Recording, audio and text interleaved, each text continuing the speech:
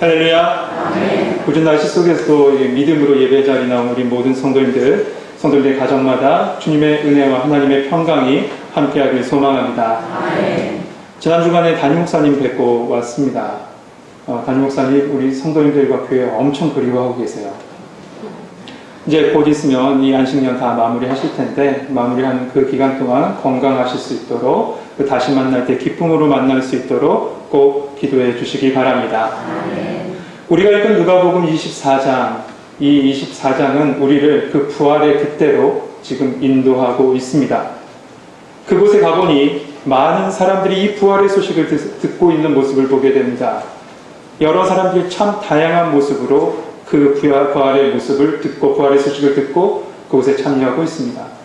먼저 무덤에 찾아간 여인들이 있습니다. 이 여인은 천사들을 통해서 예수님 부활하셨던 소식을 듣습니다. 그런데 그 순간에 예수님의 말씀을 깨달아요. 어떤 말씀이냐면 제 3일 만에 살아나리라. 주님께서 고난받으시고 다시 3일 만에 부활하실 것을 예고했던 그 말씀을 그 순간에 깨닫습니다. 이 여인들은 그 말씀을 깨닫고 그 자리에 머물러 있지 않았습니다. 내려와서 제자들에게 찾아갔죠. 그리고 예수님 부활하셨다고, 그리고 우리가 깨달은 말씀이 이거라고 이 제자들에게 이야기합니다. 그때 제자들은 어떻습니까? 믿지 않았어요. 성경 말씀 그대로 보면 이 여인들의 말을 제자들은 어떻게 생각하냐면 허탄한 말로 들었다라고 얘기해요. 허탄한 말. 이 허탄이라는 단어는 원어적으로 보면 어리석은 말이라는 뜻이에요. 근데 이 단어가 의학용어로도 쓰입니다. 의학용어로 쓰이면 뭐냐면 과대망상증이에요. 그러니까 다시 한번 종합해 보면 이렇습니다. 이 제자들은 예수님 부활하셨던 이 소식을 어떻게 들었냐면 과대망상증에 걸린 여인들의 이야기하는 어리석은 말로 들었던 거예요. 그러니 믿을 수 있겠어요? 믿지 못했죠. 누가 믿지 못했습니까? 지금 제자들이요. 수없는 시간 동안 예수님 곁에서 말씀을 들었죠. 기적도 보았습니다. 이적도 체험했어요.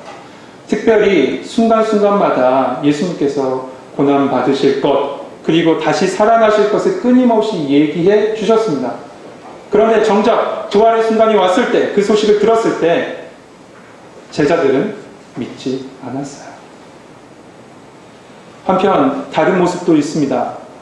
한 제자는 자기의 두 눈으로 확인하겠다고 무덤가를 막 쫓아 달려간 사람이 있습니다. 누굴까요? 맞습니다. 베드로예요. 이처럼 부활의 소식을 듣고 참 다양한 모습, 다양한 방법으로 믿고 믿지 않든 간에 그런 여러 가지 반응을 보이는 여러 사람들을 누가복음 기록합니다. 그런데 이 저자 누가, 우리가 읽은 복음서의 저자인 누가는 좀 더 집중하고 포커스를 맞추고 있는 사건이 있습니다. 그 사건이 뭐냐면 엠마오로 가는 두 제자의 일이에요. 마가복음에는 이 사건을 단 2절로 기록합니다. 그리고요, 마태복음과 요한복음은 아예 기록하지도 않았어요. 그런데 이 누가는 누가복음 24장의 절반을 차지할 정도로 되는 한 23절의 그 말씀 동안에 계속 이 엠마오로 가는 사건을 길게 써서 우리에게 지금 소개하고 있습니다. 왜 그럴까요? 한 주석가가 이런 글을 썼더라고요. 그 부활의 날로부터 지금까지 그리스도인이 된다는 것, 그것의 깊은 의미를 이 사건을 통해서 보여준다. 그리스도인으로 살아감에 있어서 수많은 낙심과 좌절과 많은 오류들을 경험할 것이다. 그 순간에 우리가 어떻게 살아가야 되고 어떻게 회복해야 될지를 보여주는 것이 바로 엠마오로 가는 두 제자의 사건이다. 맞는 것 같죠? 우리는 부활의 날, 이 예수님께서 부활하셨던 그날을 기억하면서 주일마다 예배 자리에 나옵니다. 그리고 감사하며 찬양하며 기도하며 하나님께 영광 돌리죠. 이 예배 자리에 그렇습니다. 오늘도 그래서 여러분은 이 자리에 나오셨습니다. 이 자리는 그래서 항상 예수 그리스도의 십자가와 부활과 생명의 말씀이 선포되는 곳이 바로 예배 자리가 되어야 되는 겁니다.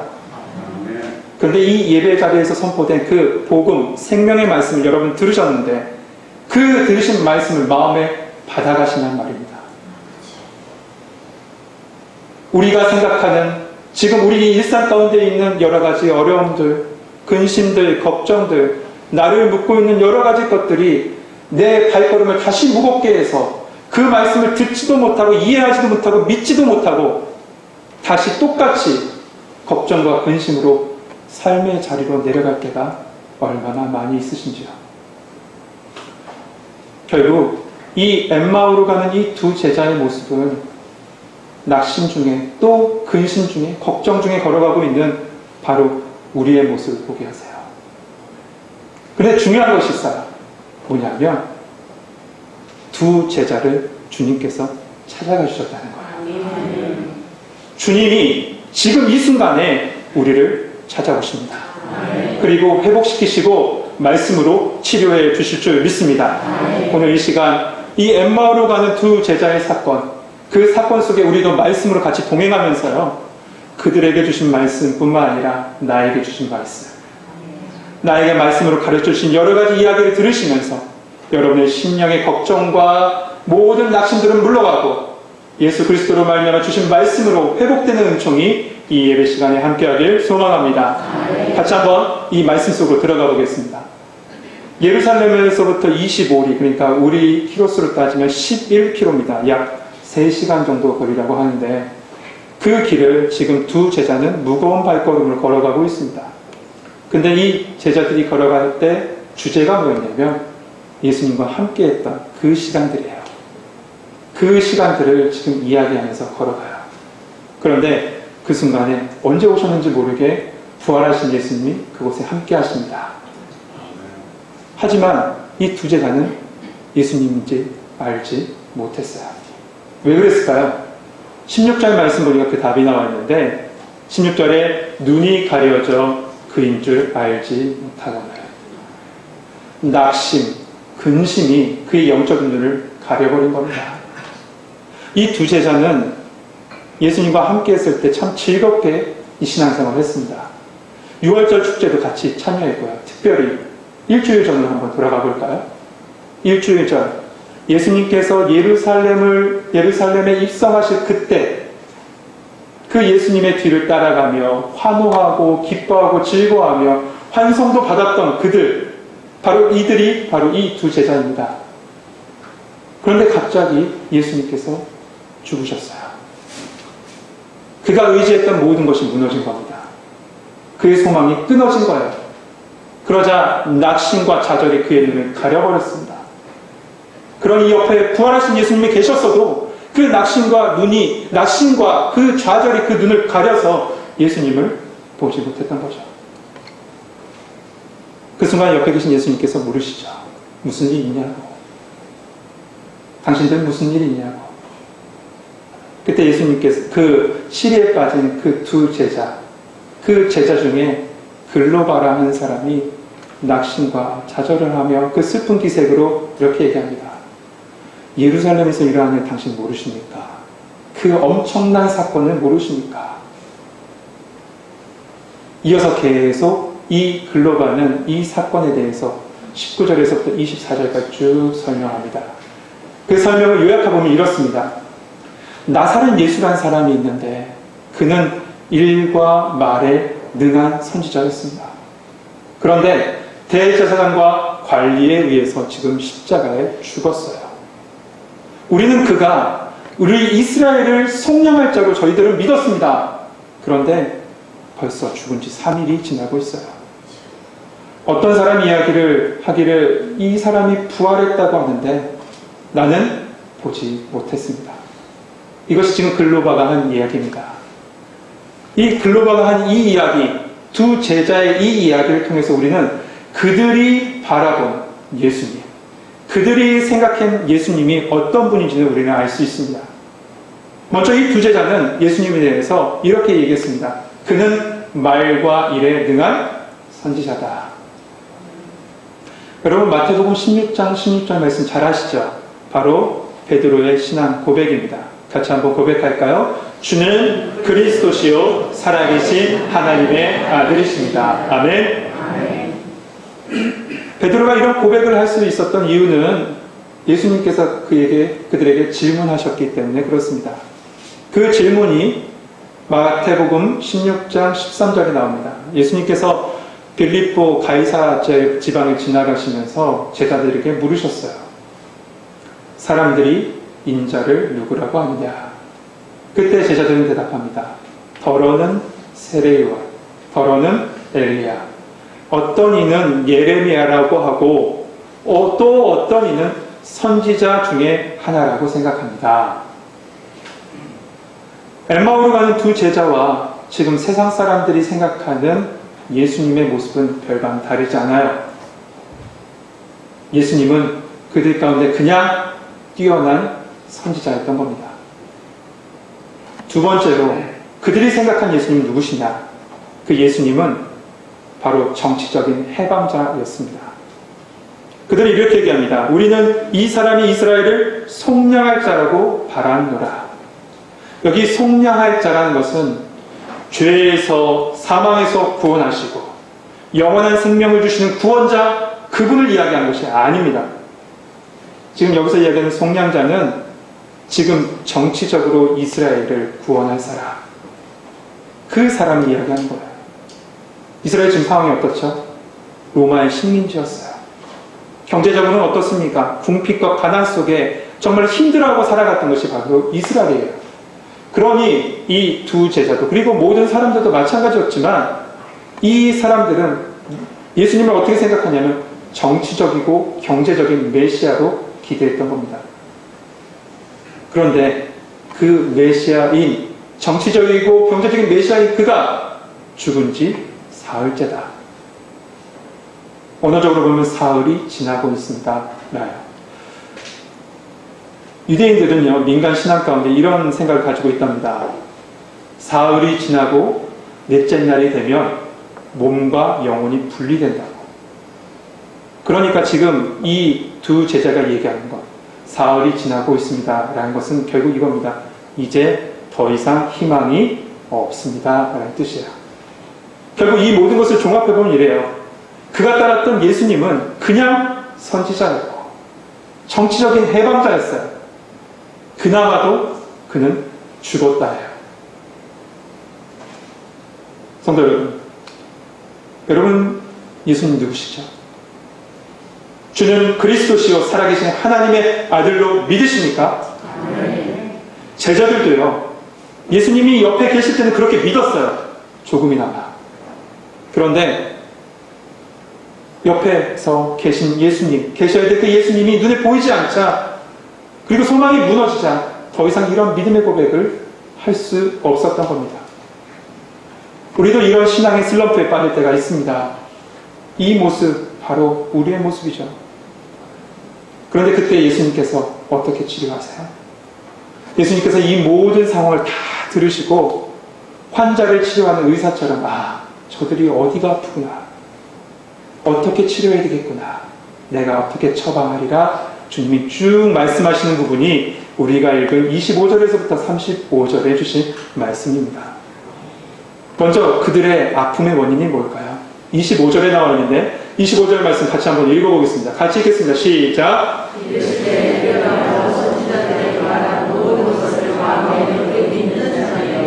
아멘. 선지자들이 말한 모든 것을 마음에 더디 믿는 자라고 말씀합니다. 다시 말해서 약속의 말씀을 믿지 못하는 불신앙, 결국 믿음 문제였던 거예요. 예수님께서 이 모습을 좀 더 자세하게 설명하시는데요. 다음 절에 이렇게 말씀하세요. 그리스도가 이런 고난을 받고 자기 영광에 들어가야 할 것이 아니냐 하시고, 구약의 많은 선지자들은 메시아로 올 분이 고난을 받고 또한 영광에 올라가실 것을 많이 예언했습니다. 대표적인 게 여러분 잘 아는 이사야 53장의 말씀입니다. 예수님도 이 말씀을 붙잡고 이 말씀에 근거해서 내가 고난 받을 것과 또한 그 예수님이 다시 살아날 것을 갈릴리에 계실 때 수없이 제자들에게 말씀하셨어요. 그러나 제자들은 그 말씀을 기억하지도 못하고 믿지도 않았습니다. 결국 이들이 이렇게 된 것, 이렇게 낙심하면서 좌절하면서 살아가고 있는 것은 바로 말씀을 믿지 못한 불신앙이었던 거죠. 그렇다면 주님은 이 아픔을 어떻게 치료하세요? 말씀을 믿지 못하는 그 불신앙을 말씀을 가르치시면서 그 말씀으로 그들을 치료하세요. 그것이 바로 27절 말씀입니다. 27절에 이렇게 말씀합니다. 이에 모세와 모든 선지자의 글로 시작하여 모든 성경에 쓴 바 자기에 관한 것을 자세히 설명하시니라. 우리는 생각할 수 있습니다. 저도 가끔 그런 생각을 해봤는데요. 만약에 이때 예수님께서 딱 나타나셔서 못 박힌 손을 딱 보이시고 창에 찔린 옆구리를 딱 보이시면서 이것 봐. 뒤에는 영광의 막 광채가 쫙 비치고 천군 천사가 막 호위하면서 예수님께서 그들에게 다가가셨다면 그 예수님 맞네요. 저 예수님 믿겠습니다. 그렇게 제자들이 따랐을까요? 네, 따를 수 있겠죠. 근데 그 순간일 겁니다. 저는 개척교회 목회자의 아들로 태어났어요. 태어난 건 아니죠. 그렇게 자랐죠. 아버지가 저희 교회보다 한 2년 후인 86년도 5월 달에 옛날에 경기도 광주였어요. 지금 하남이 됐는데 경기도 광주에 작은 교회를 개척하셨습니다. 개척하고 한 4개월이 지났을까요? 추석 연휴 때였습니다. 그때 한 여인이 다른 여인을 업고 그때는 3층이었는데 그 예배당에 올라온 거예요. 그때 당시에는 사택이 교회 안에 있었기 때문에 어렸지만 그 모든 광경을 다 봤습니다. 근데 이 올라온 여인들의 그 스토리를 들어보니까 이거예요. 지금 엎혀있는 이 여인은 무당에게서 점을 보다가 제사 시간이 돼서 제사 물품을 살려고 나오는데 넘어졌대요. 근데 그 순간에 온몸이 마비가 된 거예요. 정신을 못 차리게 된 거예요. 아무것도 할 수 없어요. 그래서 가족들이 그를 갖다가 여러 병원도 다녀보고 여러 곳에 가서 치료도 해봤지만 치료가 되지 않는 거죠. 그러다가 그 이모가 있었는데 이모가 너 한번 교회 가서 한번 기도 받아보자. 교회 가서 기도 받아보자 해서 그녀를 들쳐업고 나온 겁니다. 근데 그때가 연휴잖아요. 추석 연휴. 다 닫혀있죠. 그래서 그냥 눈에 보이는 교회 아무 교회나 올라갔는데 그 교회가 저희 아버지가 개척한 교회였던 거예요. 아버지는 그녀를 놓고 어떻게 해요? 기도하셔야죠. 그냥 눕혀놓고 계속 옆에서 기도만 하셨어요. 그랬는데 한 4시간, 5시간 지났을 때 그녀는 걸어서 나갔습니다. 다 하나님이 하셨어요. 그 여인은요, 한동안 교회 잘 나왔습니다. 생업으로도 또 복귀해서 학교 앞에서 분식집도 차렸어요. 사실 고백할 게 있는데 같은 거기 가서 공짜로 얻어먹었습니다. 근데 생업이 안정되니까 옛날 습관이 나와요. 교회 다니기 전에 옛날 습관. 하나, 둘씩 나오더니 몇 년 지나서는 교회 나오지 않았습니다. 여러분, 기적이 우리의 마음을 이끌 것 같죠? 우리의 믿음을 강하게 할 것 같죠? 아니에요. 오직 말씀이에요. 성경에도 이런 말씀들이 많이 있습니다. 이스라엘 백성이 430년 동안 종살이 하다가 출애굽하고 광야 생활을 해요. 그때 하나님께서 그들의 배고픔과 그 궁핍함을 갖다 해결하시기 위해서 하늘의 만나를 주셨어요. 그 만나를 먹는 순간 사람들이 뭐라고 얘기했냐면 꿀과 같이 달콤하다. 그 달콤함을 느꼈습니다. 누군가 저에게 그런 얘기를 했습니다. 만나 한번 먹어봤으면 좋겠다고. 그래서 제가 얘기했어요. 성경에 다 써 있습니다. 그 맛을. 그러면서 그분이 이런 얘기를 해요. 내가 만나를 먹으면 정말 예수님 잘 믿을 거라고. 근데 정말 그럴까요? 이스라엘 백성이요. 민수기에 보니까 그 만나를, 그 기적과 은혜의 만나를 먹었음에도 불구하고 도리어 그것에 대해서 원망, 불평했어요. 기적 같은 그것, 감사의 대상이 원망으로 바뀐 겁니다. 결국 사람을 치유하고 회복하는 거는요, 기적이 아니라 오직 하나님의 말씀이에요. 요한복음 6장에 보면 오병이어 사건이 있죠. 그 오병이어 사건이 있자 그것을 경험했던 많은 사람들이 예수님께 쫓아왔습니다. 배를 타고 쫓아왔어요. 그리고 예수님을 왕으로 세우려고 합니다. 그때 예수님께서는 그 사람들을 다 앉히시고 가르치시기 시작해요. 말씀으로요. 나는 생명의 떡이다. 예수님께서 그 말씀을 가르치자 사람들은 하나둘씩 이렇게 얘기합니다. 말씀 너무 어렵다. 그러면서 떠나가요. 성경 말씀 그대로 보면 다시 그와 함께 다니지 아니한다. 더 이상 그들은 예수님께로 돌아오지 않았습니다. 그 순간에 남아있는 12제자에게 예수님께서 물으셨어요. 너희도 가려 하니? 그때 시몬 베드로가 이렇게 대답하죠. 주여, 생명의 말씀이 주께 있는데 우리가 누구에게로 가오리까? 생명의 말씀이 주께 있는데 우리가 누구에게로 가오리까? 그렇습니다. 기적이 아니라 말씀이 우리를 살리는 겁니다. 말씀이 우리의 영혼을 회복시키시고 말씀이 우리를 하나님께로 인도하는 줄 믿습니다. 어떤 말씀이요? 예수 그리스도 십자가 복음입니다. 그래서 오늘 본문 27절 하반절에 이렇게 말씀하고 있는 거예요. 모든 성경에 쓴 바 자기에 관한 것을 자세히 설명하시니라. 요한복음 5장 39절에도요. 너희가 성경에서 영생을 얻을 줄 생각하고 성경을 연구하거니와 이 성경이 곧 내게 대하여 증언하는 것입니다. 신구약에 있는 모든 성경 속에 담겨져 있는 예수 그리스도의 복음, 그 복음이 우리를 살리기에 예수님은 지금 바로 그 복음을 제자들에게 가르쳐주고 계신 거예요. 유대인들은 수많은 세월 동안 하나님의 말씀을 받았죠. 그 붙잡고 살았어요. 외우기도 하고 몸에 지니고 살기도 했습니다. 하지만 그들은 생명의 말씀을 보지 못했어요. 지금 엠마오로 가는 두 제자도 마찬가지였어요. 그래서 주님이 그들을 회복시키시고 치유하시기 위해서 십자가 복음을 풀어주신 거예요. 그렇다면 결국 그들이 쓰러졌던 이유, 낙마하고 좌절하며 엠마오로 갔던 이유는 뭘까? 외적으로 예수님께서 안 보이셔서? 아니면 유대인들이 위협해서? 밖의 상황이 안 좋아져서? 아니야. 그 모든 것이 아니라 그들 안에 예수의 복음이 없기 때문에 그래요. 감사한 거는요, 우리 교회 36년 동안 이곳에 예수의 복음이 풍성하게 전해진 것에 너무나도 감사합니다. 그리고 성도님들 심령 속에도 그 복음을 사랑하는 마음이 있어서 너무나도 감사해요. 이 복음의 물줄기가 끊어지지 않도록 여러분 계속 기도해 주시기 바랍니다.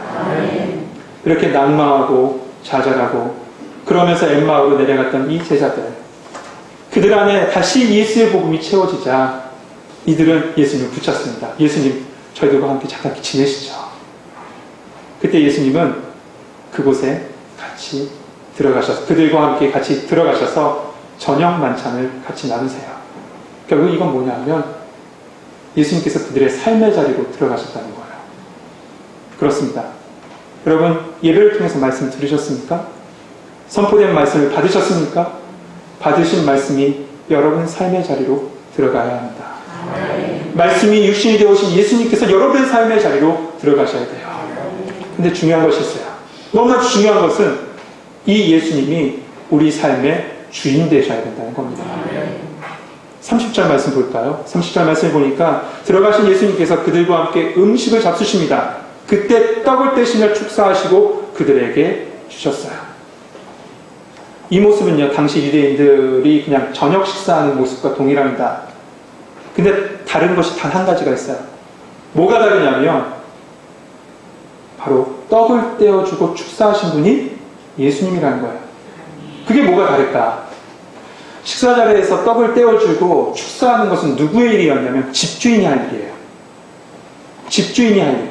그런데 지금 엠마오로 가는 두 제자가 예수님을 초대했을 뿐만 아니라 그 초대하고 나서 그 식탁과 그 가정을 예수님께 내어드린 거예요.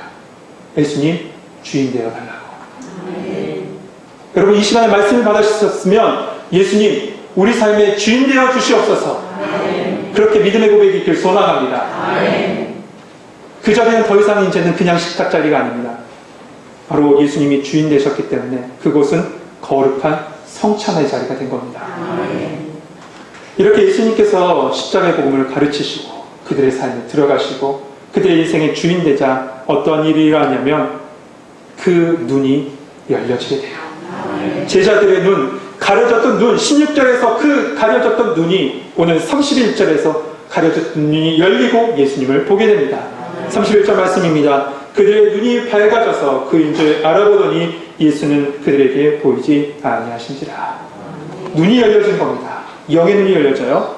두 번째 어떤 일이 합니까? 32절에 마음이 뜨거워졌다. 무엇으로 말미암아? 말씀으로 말미암아 그들의 마음이 뜨거워진 거예요. 그들이 서로 말하되 길에서 우리에게 말씀하시고 우리에게 성경을 풀어주실 때 우리 속에서 마음이 뜨겁지 아니하더냐. 여러분, 마음이 뜨거워지면 어떤 일이 있을까요? 마음을 묶고 있던 낙심과 근심과 걱정이 그 뜨거워진 복음의 불길로 말미암아 모두가 타서 없어지게 되는 거예요. 그 딱딱했던 내 마음이 뜨거워지면 녹아져서 주님으로 말미암아 평안 가운데 살게 되는 겁니다. 이렇게 된 제자는 또 하나의 은혜를 받습니다. 뭐냐면 다시 사명의 길을 찾게 돼요. 그것이 33절에서부터 35절입니다. 이제 이 두 제자는 늦은 시간이지만 다시 예루살렘으로 올라갑니다. 올라가서 이렇게 얘기하죠. 35절 하반절에 보면 두 사람도 길에서 된 일과 예수께서 떡을 떼심으로 자기들에게 알리신 것을 말하더라. 받은 은혜를 나누는 거예요. 사랑하는 성도 여러분, 낙심과 좌절은 그들을 엠마오로 내려가게 했어요. 그런데 생명의 말씀, 복음은 그들을 다시 사명의 자리로 올라오게 했습니다. 우리의 삶에도 낙심과 좌절이 오지 말란 법이 없죠. 그리스도인도 마찬가지입니다. 넘어질 때가 있을 겁니다. 그러나 괜찮습니다. 왜냐하면 예수님께서 함께 하실 거기 때문에. 예수님께서 나를 찾아와 주실 거기 때문에. 그때 우리는 다시 그 예수님 붙잡으면 돼요. 이 예배 자리가 어떤 자리입니까? 세상에서 지치고 힘들고 쓰러졌다가도 예배의 자리에 나와서 다시 주님 붙잡는 자리가 바로 이 자리입니다. 이 자리에서 예수 그리스도의 말씀을 붙잡았다면 그 붙잡은 말씀을 내 마음에 주인 되게 우리 마음을 내어놓으십시오. 그러면 주인 되신 예수님께서 여러분을 살아주실 줄 믿습니다. 그 순간부터 내가 사는 것이 아닙니다. 내 안에 계신 주님이 나를 살아주시는 겁니다. 주님이 여러분 안에 계십니다. 그 주님이 여러분을 인도하십니다. 그 복음의 영역이 여러분을 살아주실 줄 믿습니다. 한 주간 이 십자가의 복음이 풍성히 채워짐으로 말미암아 그 복음으로 살아내고 살아가는 우리 성도님 되시길 주님의 이름으로 축복합니다. 기도하겠습니다. 은혜로우시고 사랑이 많으신 하나님 감사합니다. 우리를 주의